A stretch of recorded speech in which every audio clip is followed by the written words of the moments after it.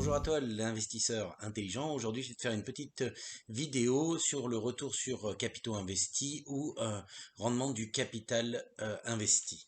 Alors, on va décomposer ça en quatre éléments. Le premier, c'est comment ça se calcule. On va passer assez rapidement parce que tu verras qu'il y a des moyens pour ne pas le faire. Ensuite, qu'est-ce que ça nous dit? Ensuite, on passera à les inconvénients, parce que comme toujours, il y a des inconvénients. Et enfin, pour nous, en fait, comment on peut utiliser. Alors, on va commencer tout de suite par comment calculer le ROIC. Et donc, la formule est la suivante. Tu vas voir ça tout de suite là. Donc, tu vois bien que ça a l'air hyper compliqué. Globalement, au numérateur, on a le résultat net d'exploitation après impôt et on va diviser ça au dénominateur par le capital investi. Cet indicateur là du ROIC, il est exprimé comme un pourcentage et il est calculé globalement sur 12 mois glissants ou de façon annuelle. Alors sur certains sites, tu pourras le retrouver aussi par trimestre, mais bon, en règle générale, c'est sur 12 mois glissants. Et cet indicateur, en fait, comme je te disais, tu vas le retrouver hyper facilement sur des sites comme QuickFS, Guru Focus, ou tu peux même le retrouver sur Morningstar, parce que on n'a pas besoin d'être comptable ou un génie mathématique hein, pour le calculer, ça sert à rien, puisqu'il est disponible. Alors, maintenant, qu'est-ce que ça nous dit? Ça, c'est la deuxième partie. Eh bien, ça nous dit là tout de suite pas grand-chose, hein, effectivement, parce qu'on se retrouve avec un pourcentage, mais attends une minute, tu vas voir que c'est un indicateur puissant. Le ROIC, c'est le rendement du capital investi. Ça, on a compris puisque ça vient du calcul et de la définition. Mais là où il devient très intéressant, c'est quand on va le comparer au coût moyen pondéré du capital, ou autrement dit sur les sites que tu as trouvés, le WACC. En d'autres termes, le WACC, qu'est-ce que c'est? C'est combien coûte à une entreprise de lever des capitaux, c'est-à-dire quel taux en fait elle paye le remboursement de ses capitaux pour la somme qu'elle a empruntée. Voilà. Alors tu vois où je veux en venir maintenant, j'imagine. Eh bien, si le ROIC est supérieur au WACC, eh ben là, tu vois tout de suite qu'en fait l'entreprise génère en fait de la valeur. Imaginons que tu sois une entreprise, d'accord, et que cette entreprise demande à la banque, donc à ta banque, de lui prêter 5 000 euros. Et que la banque te dit, oui, je te prête bien de l'argent à 5 000 euros, mais attention, c'est à 2%. Là, tu dis, ok, où est-ce que je signe? Ok, tu prends tes 5 000 euros. Et là, tu vas investir tes 5 000 euros sur une action en bourse qui va te rapporter 10% dans le mois qui suit, ou dans les 3 mois qui suivent, j'en sais rien, et tu les revends. Voilà, donc une fois que tu as fait ça, bien sûr c'est hyper simplifié, mais c'est pour essayer de comprendre ce phénomène de ROIC. Donc en fait on se retrouve avec 5 000 euros que tu as emprunté à 2%. 5 000 euros à 2%, ça veut donc dire qu'il va falloir que tu rembourses 100 euros. Jusque-là, tout va bien.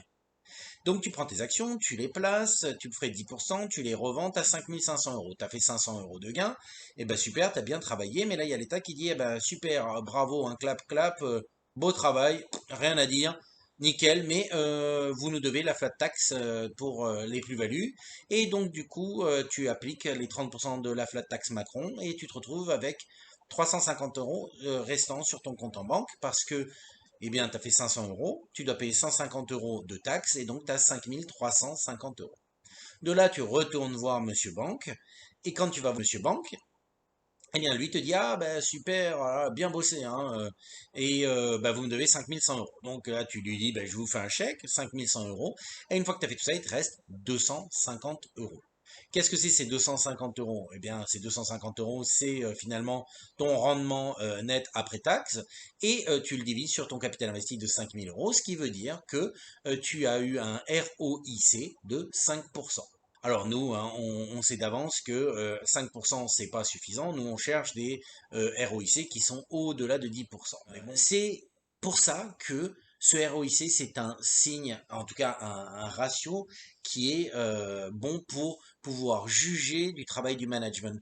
Car si le ROIC est supérieur au WACC, eh ben, les entreprises sont peu demandeuses d'avoir des capitaux extérieurs investis et donc en fait des remboursements à effectuer pour créer de la valeur. Et c'est en ça qu'on voit que le management fait quelque chose de bon et c'est un indicateur en fait de la performance du management. Alors, les inconvénients, parce qu'il y a toujours des inconvénients. L'inconvénient majeur du ROIC, c'est que quand tu fais le résultat net en fait d'exploitation au numérateur, en fait tu ne sais pas quel segment de l'entreprise a généré en fait la plus-value ou la création de valeur. Et donc du coup, comme tu ne sais pas si quel segment c'est exactement, eh bien tu peux pas savoir si en fait c'est le cœur de métier de l'entreprise qui a généré ça ou si c'est un événement particulier sur les 12 derniers mois. Je vais prendre un exemple très simple et très court, c'est celui de Netflix. Quand il est arrivé le Covid, que les gens se sont retrouvés confinés chez eux, le nombre en fait de souscriptions à Netflix a augmenté de façon exponentielle. Alors, est-ce que ça, c'est parce qu'il y a eu un bon management pour créer des projets qui rapportent de l'argent? Bah, la réponse, c'est non. C'est juste parce qu'il y a eu un événement particulier, le Covid, le confinement, et donc du coup, une création de valeur. Voilà, je ferme donc cette parenthèse.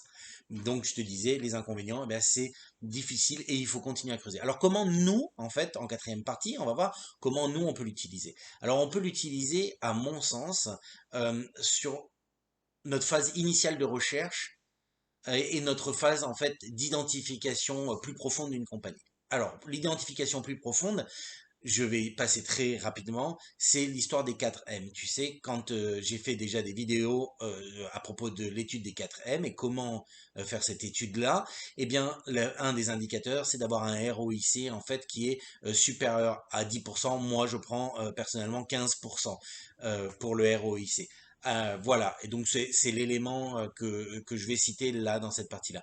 Pour ce qui est en fait de la phase de recherche initiale, et je pense que c'est là où c'est vraiment important pour toi, c'est que dans la phase de recherche initiale, comment on va utiliser ce facteur du ROIC? Ben en fait, on va utiliser dans un premier temps le ROIC contre le WAC. Et ça, tu vas pouvoir le retrouver sur des sites, comme je te disais, notamment un, moi, que j'aime bien, c'est Guru Focus. Et donc, du coup, je vais le faire. Et si jamais je me retrouve avec une compagnie qui a un ROIC qui est inférieur au WACC, c'est-à-dire le coût moyen pondéré, en fait, du capital, eh ben, de toute façon, j'élimine directement cette compagnie, je la regarde même pas, et hop, je la mets poubelle, je poubellise, voilà.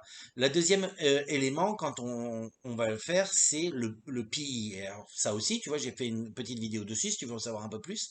Et donc, le PI, comment est-ce qu'on va s'en servir? En fait, on va comparer le ROIC et le PI. C'est-à-dire que si j'ai un PI qui est élevé avec un ROIC qui est inférieur au WACC, comme je t'ai dit, boum, poubellisation directe.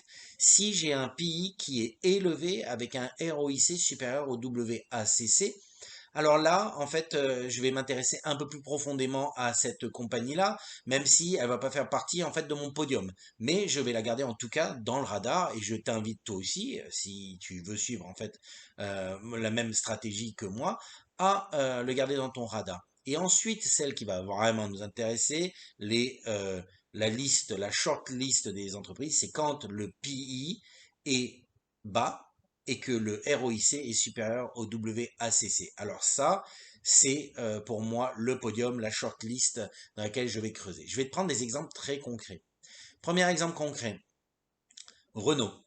Renault se retrouve avec un ROIC à 0,91%. Alors déjà, c'est pas brillant, bon, ça c'est mon point de vue. Et Renault emprunte de l'argent pour fabriquer ses voitures à un taux de 2,06%. Bon, bah t'as pas besoin d'être un génie pour comprendre que, en fait, Renault, à terme, est voué à détruire la valeur qu'elle crée. Voilà, donc c'est aussi simple que ça. Donc Renault, poubelle. Mais bon, je vais quand même aller plus loin. Le PI de Renault est à 7,26. Sauf que son PI historique, en fait, il est sur les 10 dernières années à 6,9. C'est-à-dire qu'aujourd'hui, tu as une compagnie qui te coûte plus cher que sa moyenne sur les 10 ans et qui, en fait, quand tu l'achètes, bah, te créera pas de valeur. Donc pour moi, Renault, exemple parfait de poubelle. Deuxième exemple parfait de podium, en tout cas de shortlist, c'est Facebook. Facebook, le ROIC est à 40,77%. Le taux d'emprunt, enfin le coût moyen pondéré du capital est à 11,09. WACC 11,09. Donc on voit bien que le ROIC est largement supérieur au WACC. Le PI actuel, en tout cas au jour de cette vidéo, à 13,17. Et en plus de ça, il est par rapport à la moyenne des 10 ans de Facebook, et c'est globalement, en fait, la moitié, tu pourrais presque même dire proche du tiers, puisque sa moyenne est à 35,3.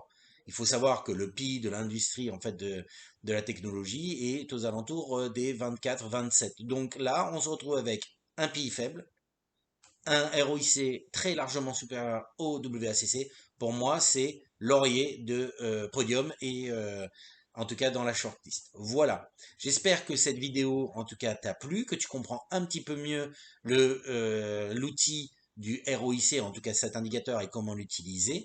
Et surtout, n'oublie pas de la partager, de la liker et garde bien à l'esprit que, en tout cas, toutes les actions que j'ai citées, par exemple, dans cette vidéo ne sont en aucun cas en fait des conseils d'investissement, mais c'est juste des outils éducatifs pour pouvoir supporter en fait le sujet qui est abordé aujourd'hui. À bientôt pour une prochaine vidéo.